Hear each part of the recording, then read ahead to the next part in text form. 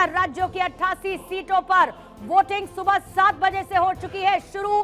बढ़ चढ़कर हिस्सा लेते हुए क्या आम क्या खास पोलिंग बूथ पर आपको लगातार नजर आ रहा है। तो इसी बीच में राजनीति भी अपने चरम पर है। बयानों का सिलसिला वोटिंग के दिन भी लगातार जारी है।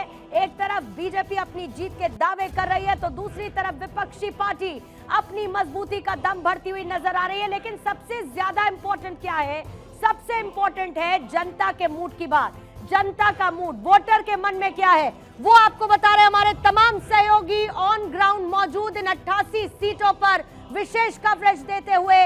वायनाड राहुल गांधी चुनावी मैदान से, आयुष मेरे सहयोगी वहां से बने हुए हैं, अरुण गोविल मेरठ से हैं, महिमा वहां पर मौजूद है, अमरोहा अक्षय राय मेरे सहयोगी, गौरव अखिलेश जो कि खजुराहो में है, पूर्णिया कैलाश जायसवाल, कवर्धा में अभिषेक मौजूद, बेंगलोर में सत्य प्रकाश, सैयद तजम्मुल आपको दिखाएंगे रियासत सीट का किस तरीके का अभी मोमेंटम बना हुआ है, पलक प्रकाश साक्षी गाजियाबाद से। इसी तरीके से हमारे तमाम सहयोगी एक एक तस्वीर ऑन ग्राउंड इस वक्त आपको दिखा रहे हैं। और सबसे बड़ी बात, पोलिंग बूथ पर क्या चल रहा है खबर आपको बताते हुए जल्दी से इस वक्त की बड़ी राजस्थान से खबर। माउंट आबू में ईवीएम खराब होने की खबर है। ईवीएम खराब होने से वोटर्स को हो रही है परेशानी। बूथ नंबर 176 पर मशीन में खराबी आई है। बूथ संख्या 647 है जहां पर ईवीएम खराब होने की इस वक्त खबर मिल रही है। ईवीएम खराब होने के बाद वोटर्स की परेशानी। इधर बूथ नंबर 176 जो माउंट आबू का मैं जिक्र कर रही थी, बूथ नंबर 176 है जहां पर इस वक्त वोटिंग करने में परेशानी हो रही है लोगों को। लेकिन अब से थोड़ी देर बाद जाहिर है कि जो दिक्कत हो रही है उसको दुरुस्त कर लिया जाएगा और बाकायदा चुनाव आयोग जो पोलिंग पार्टीज हैं वो इसकी तैयारी करके चलती हैं। माउंट आबू से यह खबर है जहां पर ईवीएम खराब। इधर गाजियाबाद के साहिबाबाद में भी जो ईवीएम मशीन है वो खराब हो चुकी है।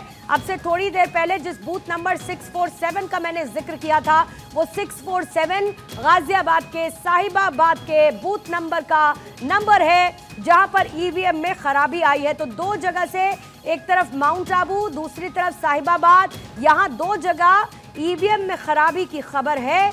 बूथ नंबर 647 साहिबाबाद में जहां पर वोटिंग मशीन खराब हुई है उसकी दूसरी व्यवस्था की जाएगी, उसका रिप्लेसमेंट लाया जाएगा और थोड़ी ही देर बाद वोटिंग सुचारू रूप से चलने लगेगी। साक्षी, अभी एक जगह ईवीएम खराब होने की खबर साहिबाबाद से मिल रही है। जाहिर है कि ऐसे में वोटर्स के लिए दिक्कत होती है, लेकिन चुनाव आयोग कितनी देर में इस दिक्कत को दुरुस्त कर लेगा? पूर्णिमा, पहले तो ये महत्वपूर्ण बात है कि ऐसी दिक्कतें हम फर्स्ट फेज में भी हमने देखा था कि इस तरीके की दिक्कतें सामने आई थी और उसको हालांकि सॉल्व कुछ देर में कर लिया गया था और ये दिक्कत भी सॉल्व कर ली जाएगी। इस वक्त जिस बूथ में मैं मौजूद हूँ वहाँ पर, क्योंकि मैं खुद यहाँ की रेजिडेंट हूँ, तो सबसे पहले यही नारा दिया जा रहा है तमाम पॉलिटिकल पार्टीज के द्वारा और इलेक्शन कमीशन के द्वारा भी कि पहले मतदान, उसके बाद जलपान और उसके बाद काम। और इसी को आगे बढ़ाते हुए मैंने भी अपना फर्स्ट वोट डाला। यहाँ पर कुछ लोग मेरे साथ में मौजूद हैं। नीली स्याही वाली उंगली तो दिखा दीजिए साक्षी। आपने वोट डाला, क्या कुछ मुद्दे हैं इस बार? मुद्दे कुछ नहीं, मैं देश का मान सम्मान बढ़ रहा है और क्या। अच्छा, इस बार प्रत्याशी बदले गए हैं और काफी कुछ दिलचस्प हो रहा है, ऐसे में क्या कुछ वो मुद्दे हैं जिसको लेकर आप वोट कास्ट? नहीं, कुछ मुद्दा नहीं है, वह केंद्र का नेतृत्व ठीक हो रहा।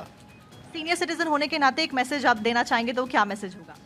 बस ये है कि ऐसे ही हमारा देश के मान सम्मान और हमारे सैनिकों का और हमारे उद्योगों का, हमारे युवाओं का काम चलता रहे ऐसे ही। वोट कास्ट आपने किया है और सुबह सुबह आप आई हैं और इस बीच क्या मैसेज देना चाहेंगे?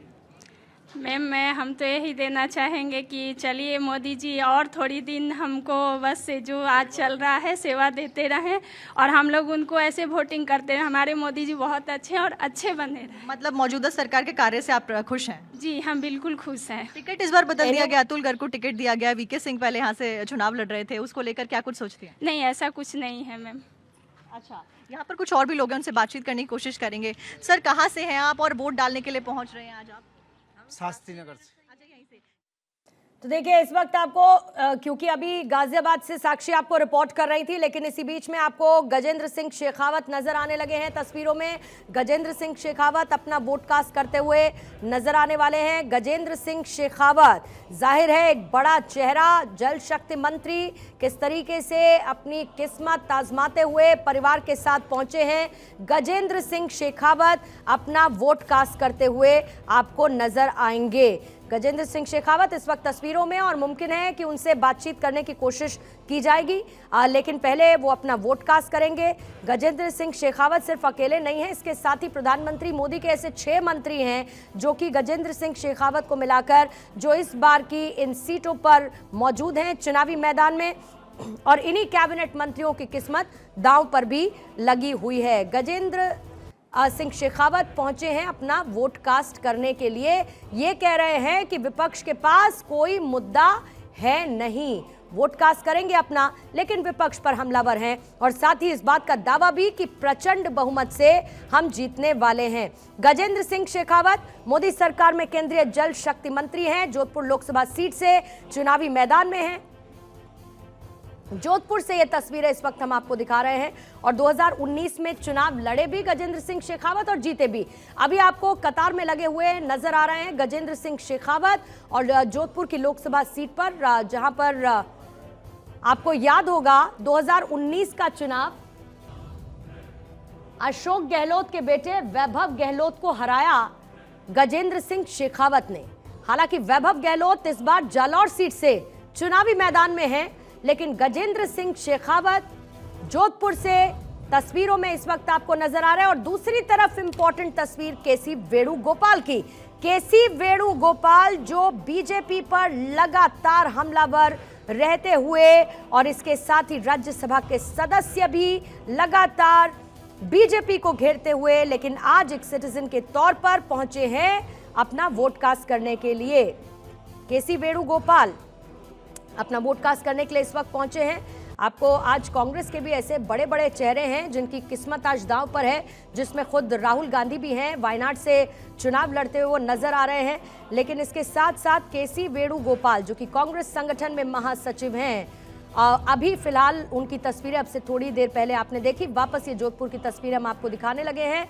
जोधपुर से तस्वीरें जहां पर पहुंचे हैं इस वक्त गजेंद्र सिंह शेखावत, जल शक्ति मंत्री, अपने मताधिकार का इस्तेमाल करते हुए, और इसके साथ ही उस कतार में लगे हुए वो नजर आ रहे हैं जहां से वो पोलिंग बूथ की तरफ बढ़ेंगे और अपने मताधिकार का इस्तेमाल करेंगे, अपने वोटिंग राइट को एक्सरसाइज करेंगे। जैसे कि मैंने इन्हीं तस्वीरों के साथ 2019 का जिक्र किया था, 2019 में चुनाव जीते थे, और इसके साथ ही 2019 में चुनाव जीतने के साथ साथ बड़ी बात यह थी कि वैभव गहलोत को हराया था, फिर मोदी सरकार में मंत्री बने थे।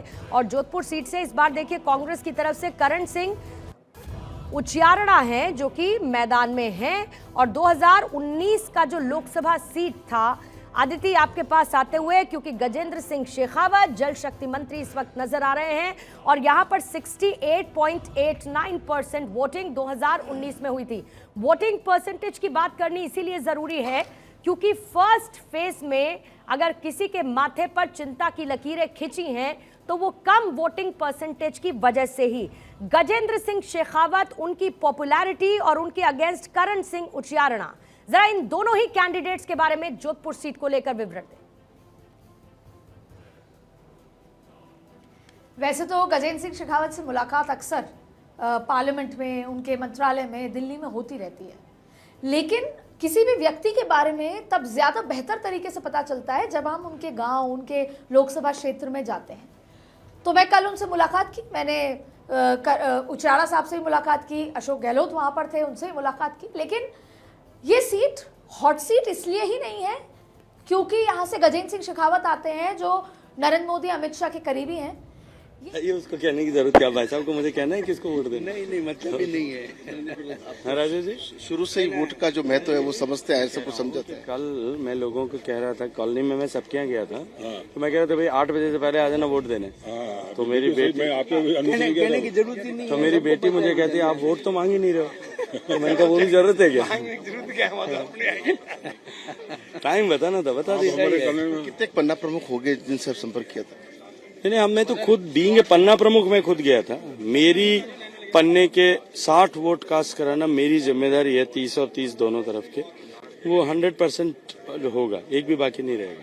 और आज एक अच्छी बात है, उत्साह से लोग निकले, आपको लगता प्रतिशत बढ़ेगा राजस्थान में? निश्चित रूप से बढ़ेगा, निश्चित रूप से बढ़ेगा।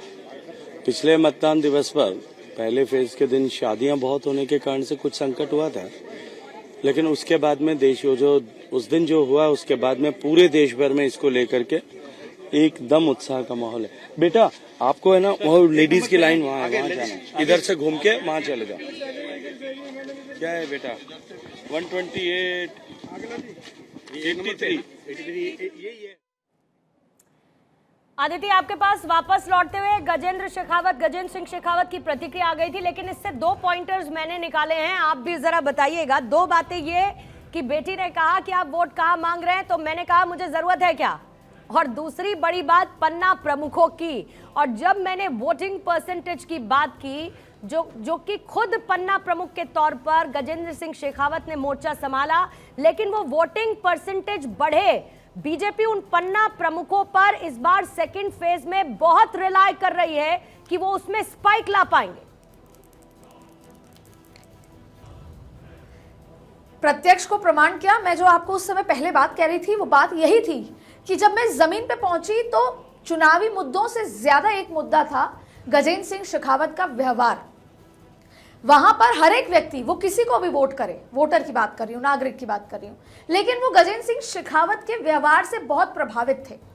लेकिन जब कोई आदमी पावरफुल होता है तो जाहिर तौर पे उसकी चुनौतियों का जिक्र ज्यादा होता है, इसीलिए कोटा हॉट सीट है, जबकि कोटा ओम बिरला जीत सकते हैं। गजेंद्र सिंह शेखावत की सीट हॉट सीट है, जबकि वो एज पर है, उनकी एज है, वो ज्यादा बेहतर है। तो अब आपको मैं मुद्दों को पॉइंटर सहित बताई थी, मुझे पता आपके पास समय कम है। तो देखिए, पहला, गजेंद्र सिंह शेखावत राजपूत है, सामने प्रत्याशी राजपूत है, और राजपूत वोटर जब स्प्लिट होगा, राजपूत वैसे भाजपा का वोट है, लेकिन इस बार बहुत सारे बैगेजेस साथ में है कि थोड़ा नाराज है, मुख्यमंत्री नहीं बनाया, राजपूतों में से किसी को थोड़ा नाराज है, और भी बयानबाजी से नाराज है।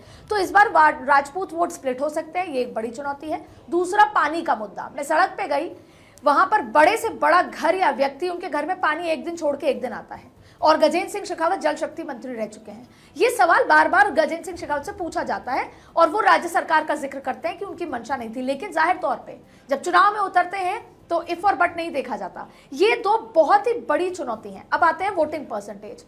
भारतीय जनता पार्टी अपने तैयारियों में कोई कमी नहीं छोड़ती। पहला वोटिंग परसेंटेज कम आया तो आप देखें, रात भर कार्यकर्ताओं को फोन किए गए हैं भाजपा कार्यालय से कि अगर वोटिंग परसेंटेज कम आया तो इसके परिणाम अच्छे नहीं होंगे। संगठन की मजबूती, पन्ना प्रमुखों को जगाया गया है, वही बात ये कह रहे थे, और खुद ऐसे काम कर रहे हैं पन्ना प्रमुख की जैसे कि आप 8 बजे आइए वोट करने। देखिए, सन सिटी कहा जाता है, बहुत धूप थी, कल मैं गई थी और उसका इंपैक्ट मुझे खुद में भी देखने को मिल रहा है, लेकिन धूप तो हर चुनाव में होती है। और फिर हिंदू मुस्लिम, देखिए कहीं ना कहीं जोधपुर, ये पूरा ये जो इलाका है, यहाँ पर जाहिर तौर पर वो बात आती है सनातन की। आपने सीपी जोशी को सुना। अब आपको एक मुद्दे पर आते हैं, ये एक बहुत और बड़ा इंपैक्ट जो पहले बात कर रहे थे, जोधपुर में जैसा वोटिंग परसेंटेज है, वोट होगा, ठीक वैसा ही जालौर में होगा। यहाँ पर गजेंद्र सिंह शेखावत की साख और अशोक गहलोत की साख, एक दूसरे की साख यहाँ पर लगी हुई है दांव पर चुनाव में। आदित्य, जल्दी से क्विकली आपसे राजस्थान को लेकर 2 चीजें समझना चाहूंगी, क्योंकि 2 हॉट सीटें हैं और उन दोनों ही हॉट सीटों पर बेटे हैं। बेटे हैं कौन कौन? दुष्यंत एक तरफ हैं, दूसरी तरफ वैभव हैं, दोनों ही बेटे हैं। लेकिन सबसे बड़ी बात, क्या राजस्थान में कांग्रेस गठबंधन के सहारे नजर आती है? क्योंकि बीजेपी यहां पर अकेले चुनावी मैदान में है। हनुमान बेनीवाल के नेतृत्व वाली जो रालोपा कांग्रेस थी, वो इस बार चली गई है, अलायंस में चली गई है। लेकिन 2019 की स्थिति में इन सीटों पर 13-0 का रेशियो रहा था, और बीजेपी जाहिर है ये चाहेगी कि इस प्रदर्शन को दोहराए। कांग्रेस गठबंधन के सहारे, बीजेपी अकेले, 13-0 का ये रेशियो मेंटेन रहने की कितनी संभावना, और बीजेपी इसके लिए कितनी आश्वस्त? देखिए, राजस्थान में 2 बार कहने की जरूरत नहीं है, पर फिर भी 25 की 25 क्लीन स्वीप हुई थी, इसलिए उम्मीदें राजस्थान से ज्यादा है। हालिया में सरकार आई है, लेकिन आपने 2 बेटों की बात की, उससे पहले उनके पेरेंट्स की अपनी अपनी पॉलिटिकल पार्टी में लगभग सेम सी स्थिति है। अशोक गहलोत विधानसभा चुनाव के बाद थोड़े साइलेंट हुए हैं, और वसुंधरा राजे झालावाड़ से बाहर नहीं निकली हैं। और ये कहा जाता है कि उनसे पूछा भी गया सेकंड फेज में के शुरुआत में कि आप निकलिए, उन्होंने कहा मैं ठीक हूं, ऐसा कहा जा रहा है। अब देखिए झालावाड़ की पर सियासी स्थिति डिफरेंट है, भले ही उनके सामने उनका सियासी चुनौती है, क्योंकि सामने जिनकी पत्नी चुनाव लड़ रही है उनसे उनकी बहुत लंबी सियासी लड़ाई चल रही है, लेकिन झालावाड़ में कोई इशू नहीं है। झालावाड़ में 35 साल से वसुंधरा जी की राजनीति चल रही है, 4 बार से उनके बेटे सांसद हैं, इसलिए झालावाड़ किसी की भी टेंशन का विषय है ही नहीं। पर हाँ, सिरोही 8 दिन में बेहतर हुआ है, 8 दिन में कहीं ना कहीं थोड़ा कंपटीशन पैदा हुआ है, लेकिन फिर भी कहा नहीं जा सकता कि वैभव गहलोत का इस बार किस्मत का ताला खुलेगा नहीं। इस बार पिताजी ने, उनकी वाइफ ने पूरी ताकत झोंकी है, लेकिन दोनों बेटों की सियासी, पेरेंट्स की सियासी स्थिति जरूर सेम है, लेकिन बेटों की ग्राउंड पर सियासी स्थिति सेम नहीं है। जो उनके वसुंधरा के बेटे हैं दुष्यंत सिंह, वो बहुत आगे हैं और वैभव गहलोत प्रयास कर रहे हैं, देखते हैं क्या कुछ निकल कर आता है। और सबसे बड़ी बात है, इन 13 सीटों में इस बार भारतीय जनता पार्टी के एज है, 3 सीटें हैं जिस पर चुनौती है, जो कि एक टॉक सवाई माधोपुर है और एक टॉक सवाई माधोपुर है, दूसरा है ये बांसवाड़ा और तीसरा है बाड़मेर। ये 3 सीटें हैं जहां पर चुनौती नजर आ रही है और इस बार वोटिंग परसेंटेज भी बहुत कुछ कहेगा, इसीलिए सब खुद को वोट करने से ज्यादा वोट करें की बात ज्यादा कर रहे हैं। ठीक है आदिति, मैं आपके पास आती हूं क्योंकि आपकी तरफ से एक बहुत अच्छा एनालिसिस इन सीट्स को लेकर दिया गया है, लेकिन इसके साथ साथ कुछ और मेहमान हैं जो इस वक्त हमारे साथ मौजूद हैं। अरविंद जी हमारे साथ हैं, कुछ कहना चाहते हैं। आती हूँ अरविंद जी आपके पास। संजीव कौशिक जी स्टूडियो में है, नीति शर्मा जी स्टूडियो में है, आकाश यादव कांग्रेस के प्रवक्ता इस वक्त हमारे साथ मौजूद हैं और मोहम्मद अमीन साहब हैं, पूर्व संयुक्त निदेशक इलेक्शन कमीशन के, स्टूडियो में इस वक्त हमारे साथ मौजूद हैं। अमीन साहब आपका भी बहुत बहुत स्वागत करती हूं, लेकिन अरविंद सिंह जी आप ही के साथ शुरुआत करती हूं क्योंकि आप कुछ कहना चाहते हैं, फिर उसके बाद बाकी मेहमानों के पास जाऊंगी। सर आप अपने एंड पर म्यूट हैं, अनम्यूट कर लेंगे। हेलो, मेरी आवाज मिल पा रही है? बिल्कुल सर, एब्सोल्युटली जी। मैं आदिति नागर जी के विश्लेषण को सुन रहा था। हाँ। आदिति जी का विश्लेषण हमेशा दिलचस्प होता है। मैं पहले कह रहा था कि भारतीय जनता पार्टी से इंडी अलायंस की टक्कर तो छोड़िए, इंडी अलायंस के जो प्रमुख लीडर हैं उनके जीत के लाले पड़े हुए। अभी राजस्थान की बात हो रही थी, आप देखिए जोधपुर जहां से अशोक गहलोत जी आते हैं, वहां से उनकी हिम्मत नहीं पड़ी कि अपने बेटे वैभव गहलोत को चुनाव लड़ा सके और पिछली बार 2.5 लाख से ज्यादा वोटों से हारे थे। इस बार एक सुरक्षित सीट खोजते खोजते अशोक गहलोत जी स्वयं अपने बेटे के लिए जालोर सीट उन्होंने तलाशा है और पूरा जी जान लगाया है, लेकिन वहां भी जीतने की संभावना नहीं है। स्वयं अशोक गहलोत जी को कांग्रेस चाहती थी कि राजस्थान में चुनाव लड़े, लेकिन उन्होंने चुनाव लड़ने से मना कर दिया क्योंकि उनको डर था कि चुनाव लड़ेंगे तो जीतने की संभावना बहुत कम है। मैं राहुल गांधी जी की बात कर रहा था, वो चुनाव जब अमेठी से हारे तो उसके पहले उनको पता था कि अमेठी इस बार गड़बड़ हो सकती है, इसलिए वायनाड गए। अब जो खबरें आ रही हैं, कांग्रेस के लोग कह रहे हैं कि वायनाड आप नहीं जीत रहे हैं, इसलिए आप संसद में रहें, लोकसभा में रहें, ये सुनिश्चित करने के लिए आप अमेठी से भी लड़िए, ताकि एक सीट पे आपकी स्थिति गड़बड़ होती है तो कम से कम दूसरी सीट तो सुरक्षित रहेगी।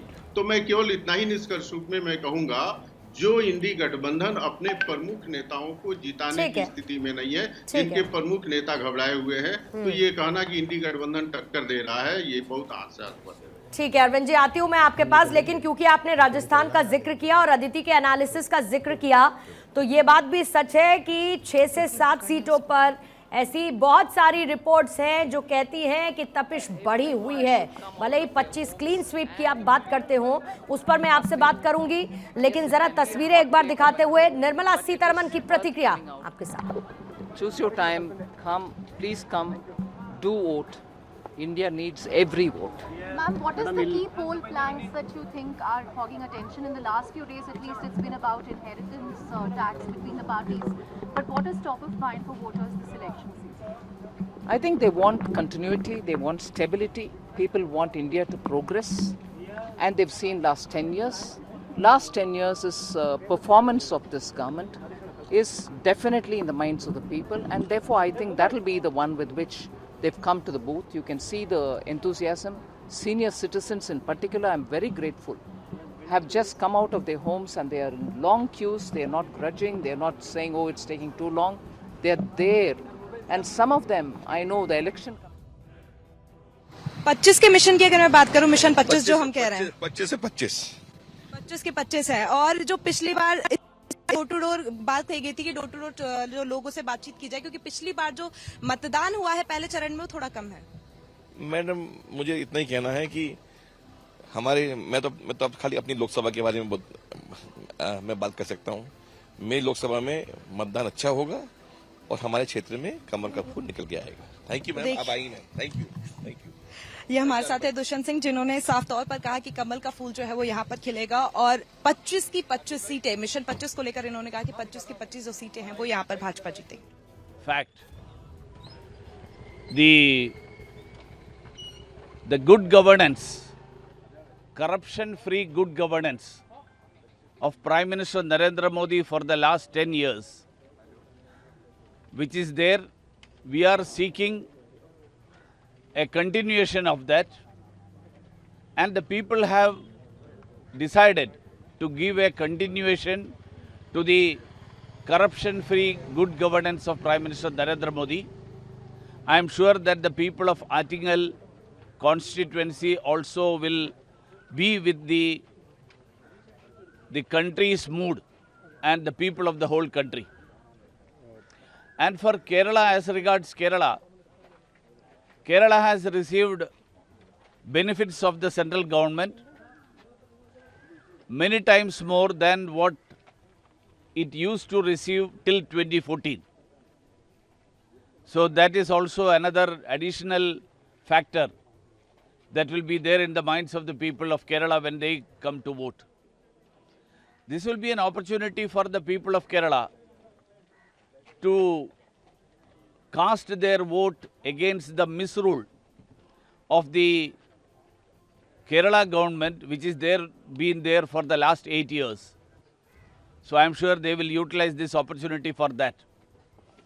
And they know that when they express their V Muraleedharan को आप सुन रहे थे, केंद्रीय मंत्री हैं और जाहिर है कि इनकी भी किस्मत दांव पर है। आटिंगल लोकसभा सीट है, केरल की वहां से चुनावी मैदान में है और इसके साथ ही अदूर प्रकाश और माकपा से वी जॉय से इस बार है इनका मुकाबला। अरविंद सिंह ने इससे पहले एक प्रतिक्रिया दी और इसके साथ ही राजस्थान में बेहतर प्रदर्शन की बात की। लेकिन अदिति, क्या ये लाइन जोड़कर मैंने ठीक किया कि 6 से 7 सीटों पर तपिश बढ़ी हुई है राजस्थान में?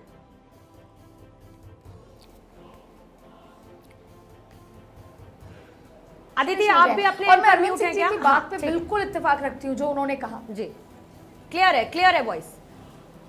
तो अरविंद सिंह जी ने जो कहा वो एकदम सही है, लेकिन अरविंद सिंह जी, पॉलिटिकल पार्टियां चुनाव जीतने के लिए सब कुछ करती हैं। आपने सही कहा कि बड़े नेता नहीं उतर रहे मैदान में, नहीं चुनाव लड़ रहे हैं। वैभव गहलोत को लड़ा दिया जा सकता था, लेकिन भारतीय जनता पार्टी भी तो ऐसा ही करती है। भारतीय जनता पार्टी ने जितने भी विधानसभा के चुनाव हुए मध्य प्रदेश, छत्तीसगढ़, राजस्थान, उसमें अपने सांसदों को विधायक का चुनाव लड़ा दिया। किस लिए? अच्छा प्रदर्शन, चुनाव जीतने के लिए, बेहतर सीट, कंफर्टेबल सीट। और वैसे ही भारतीय जनता पार्टी वैसे मुस्लिम प्रत्याशी नहीं उतारती, लेकिन केरला में उतार दिया। ठीक वैसे ही राजस्थान में जो क्राउड पुलर मानी जाती थी वसुंधरा राजे, वो इस बार घर बैठी हैं, वो चुनाव प्रचार में नहीं आ रही। तो चुनाव जीतने, हारने और मैसेज देने के लिए हर पॉलिटिकल पार्टी अपने अपने हिसाब से चुनाव और सीट तय करती है। अरविंद जी, इस पर प्रतिक्रिया देने से पहले अरुण गोविल की प्रतिक्रिया सुन लेते हैं। देश के प्रति हमारा अधिकार है, हमारे प्रति, तो हमें अपने वोट का प्रयोग जरूर करना चाहिए, मताधिकार का प्रयोग होना चाहिए, सब लोगों को वोट डालना चाहिए। पहले चरण का मतदान कम हुआ। हाँ जी, मैं इसीलिए कह रहा हूँ कि अपना वोट हमें जरूर डालना चाहिए, हम सबको डालना चाहिए। और मोदी जी का नारा है 400 पार, इस पर क्या कहना चाहिए? नहीं, जरूर पार होगा। उम्मीदें हैं? बिल्कुल पूरी उम्मीद है, व्हाई नॉट। अच्छा, आपको सब कह रहे हैं कि आप बाहरी आए हो यहाँ पर, जो इंडी वाले, पता नहीं आप किसको बाहरी कहते हैं, मुझे नहीं तो वो इनकी उन लोगों की बात समझ में ही नहीं आई।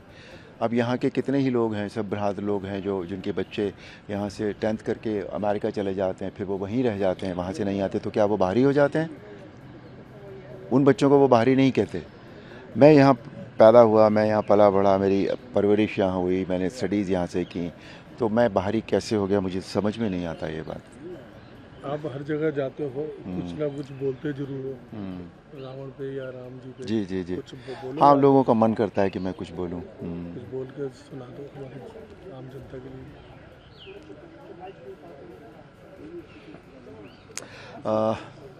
अब डायलॉग यहाँ बोलूँ ANI पर? अरविंद जी जल्दी से 30 सेकंड का जवाब आपसे अदिति के सवाल पर, फिर उसके बाद जालौर जाना होगा मुझे, मेरे संवाददाता वहां पर मौजूद है। अरविंद जी जल्दी से। देखिए मैं 30 सेकंड में पूरा कर लूंगा। अदिति नागर जी ने 2-3 बातें कही। एक तो उन्होंने कहा कि चुनाव के हिसाब से डिसीजन लिए जाते हैं। राजस्थान में कांग्रेस के बड़े नेताओं ने चुनाव लड़ने से इनकार किया, ये बात सही है। लेकिन साथ में उन्होंने कहा कि आपके वहां भी मध्य प्रदेश में विधानसभा चुनाव में बड़े बड़े नेताओं को चुनाव लड़ने के लिए जमीन पर उतारा गया। देखिए यही अंतर है।